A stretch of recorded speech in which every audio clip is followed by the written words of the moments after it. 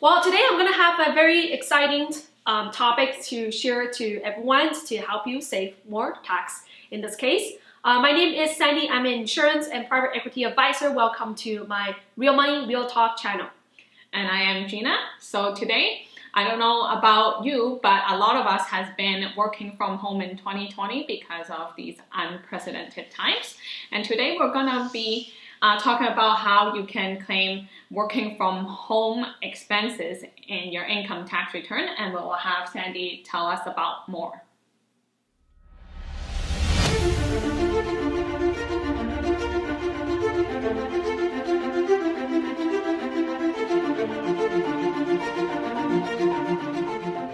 Okay, so for 2020, a lot of us has been working from home, and today Sandy's going to tell us about a process how we can claim work from home expenses and tell us about who is eligible for this benefit.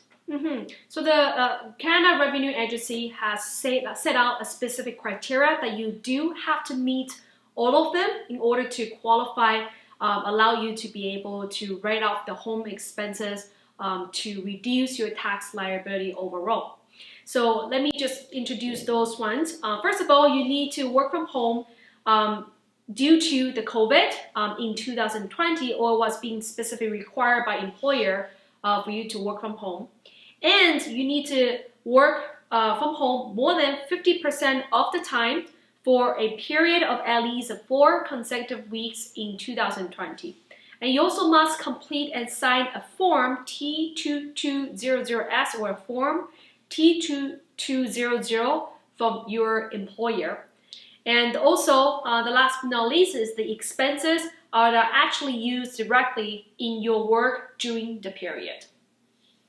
And we will have links below to these forms if you are unable to locate them on the CRA website. Now, Sandy, can you tell us a little bit about the new flat rate method? Yeah, so there are actually 2 different methods that you can claim for this home expense. First of all, is one simple flat rate, easy to do, and you don't necessarily need your employer to approval or anything. It's a simple calculation. Basically, you can write off $2 per day. I know it's not a lot, but you can claim maximum up to $400 towards a deduction to your income. Okay, so that is certainly very helpful for those who are working from home. So Sandy, can you tell us a little bit more about what counts as a workday and what does not count as a workday?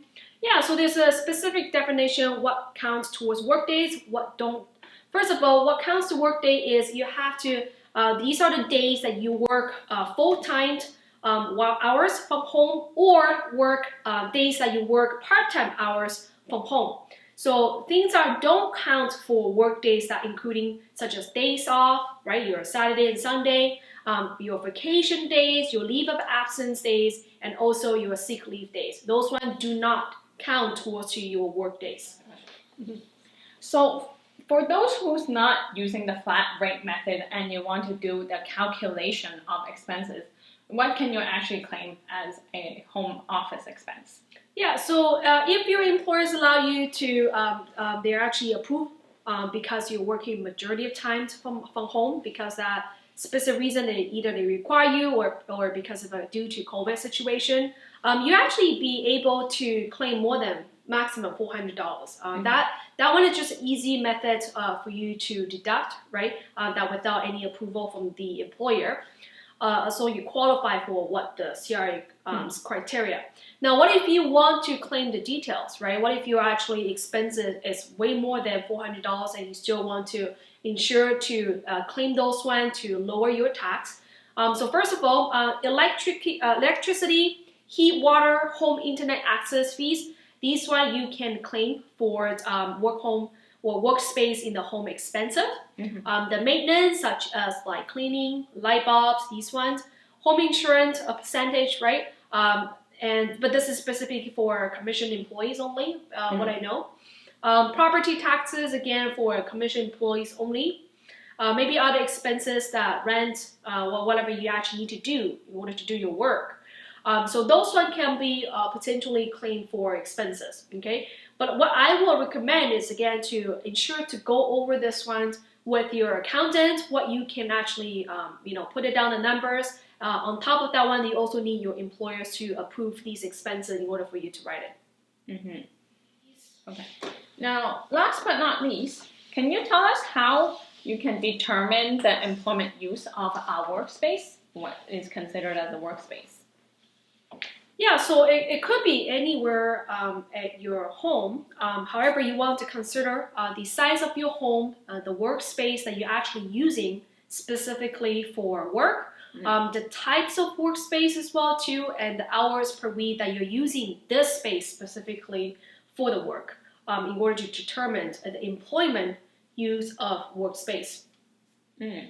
So Sandy, can you tell us a little bit more about how it is determined that this workspace is used for employment? Yeah, so there is a specific criteria set by CRA in terms of to determine the employment use of a workspace. There are three things that you need to know. First of all, is the size of your home and the size of your workspace. And the second thing is the type of workspace that you use. And the third thing is the hours per week that you use the space for work. So let's go dive into the size of your home. Now, first of all, in terms of size of your home, you want to determine either by square footage or either by square meters. And then you have to know in terms of what area you're specifically using for the work purposes. Okay, so you will have to measure exactly which area and how big the area that you're using for work purposes. So in terms of the hours per week that you use space for work, when it comes down to the sheer area, what you want to calculate is the work hours divided by the total hours you use in that space, and then times 100%, which is convert into a percentage. Then you will know the a percentage of time that you can claim for the workspace if it's a shared area. Now, if you have a designated area, then you can actually claim 100% for the workspace.